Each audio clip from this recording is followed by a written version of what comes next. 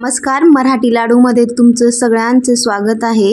आज आपण ब्रेडपासून पिझ्झा बनवणार आहोत घरीच। त्यासाठी आपण ह्या ब्रेडचे स्लाइस ब्रेड घेतलेला आहे आणि त्याला काय करणार आपण कट करून घेणार आहे त्याचे राऊंड शेपमध्ये।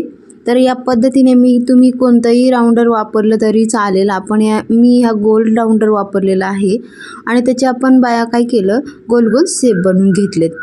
हे बघा आता सुट्ट्या चालू आहेत आणि आता डॉमिनोजमधनं पिझ्झा मागवायचा म्हटलं तर एक पिझ्झा जर मागवायला गेलं तर आपल्याला 600 ते 700 रुपये तिथे मोजावे लागतात आणि तो पिझ्झाही आजकाल काय होतं व्यवस्थित खायला लागत नाही। त्यामुळे मी काय विचार केला की आपण घरीच बनवूया आज। तर खाऊन बघितला आम्ही पिझ्झा बनवला आणि खाऊनही बघितलं तर खूप टेस्ट सेम डॉमिनोज पिझ्झाची टेस्ट लागत होती। तर म्हटलं काय गरज आहे मग बाहेरून मागवायची, आता आपण घरीच बनवूया। त्यासाठी आपण काय केलं ना, तर ब्रेड पिझ्झा बनवायचा म्हटलं तर आपण एक कांदा कट करून घेतला, त्याला स्क्वेअर शेपमध्ये कट करायचा आपल्याला बारीक बारीक, आणि पनीरचे छोटे छोटे तुकडे करून घ्यायचे, मतलब बारीक बारीक कट करून घ्यायचं पनीर पण आपल्याला। आणि त्यातच काय करायचं ना, एक शिमला मिरची, तुम्ही तुमच्याकडून कोणतंही स्वीट कॉर्न वापरू शकता तिथे, मतलब अशा पद्धतीने वेगवेगळ्या भाज्या तुम्ही वापरू शकता तिथे तुम्हाला ज्या आवडतात त्या।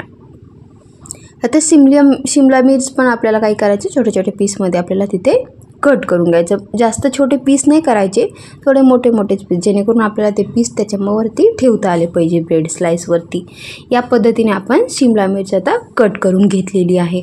आणि आपल्याला काय करायची ना, आता इथे मेयो टाकलं, मी मेयो जास्त नाही टाकायचं, आता मेयो टाकलं त्या भाज्यांमध्ये आणि आपल्याला सॉस टाकायचा आहे त्याच्यामध्ये, जेणेकरून काय होईल ना, आपल्याला जे त्या भाज्या आहेत ना आपल्याला त्या मिक्स करून घ्यायच्या त्याच्यामध्ये या पद्धतीने आणि त्याला व्यवस्थित हलवून घ्यायचं।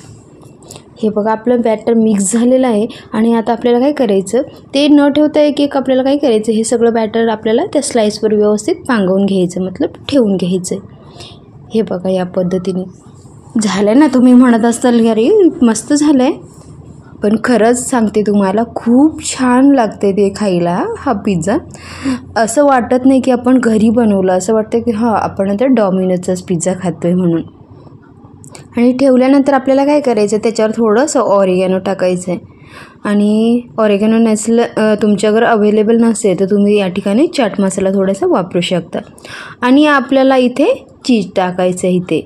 हे बघा आता मी चीज टाकून घेतले त्याच्यावरती, आणि आपल्याला काय करायचं कढाईमध्ये बनवायचं ना, त्यासाठी मी कढाई ठेवली, त्याच्यावर एक स्टँड ठेवला आणि एक झाकण ठेवलं त्याच्यावरती, आणि त्याच्यात आपल्याला हे पिझ्झा छोटे छोटे पिझ्झा काय करायचे त्याच्यावर ठेवायचे आणि गरम करून घ्यायचे व्यवस्थित कमी गॅसवरती।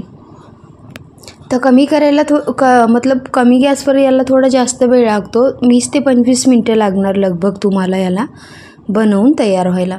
आणि ह्याच्यावर काय करायचं झाकण ठेवून याला हे बघा कमी गॅस करायचा आणि 20-25 मिनटासाठी याला सोडून द्यायचं। आता 20-25 मिनटासाठी सोडून द्यायचं, त्यासाठी मी काय केलं बाकीची पिझ्झा पण बनवून तयार ठेवलेले आहेत या पद्धतीने। हे बघा सेम प्रोसेस करून मी हे पिझ्झा बनवून तयार ठेवलेले आहेत। आणि आपले 20 ते 25 मिनटं झालेली आहे। आणि काय केलं ना मी आता हा पिझ्झा खाली काढून घेणार आहे कढईमधनं या पद्धतीने। हे बघा तुम्ही,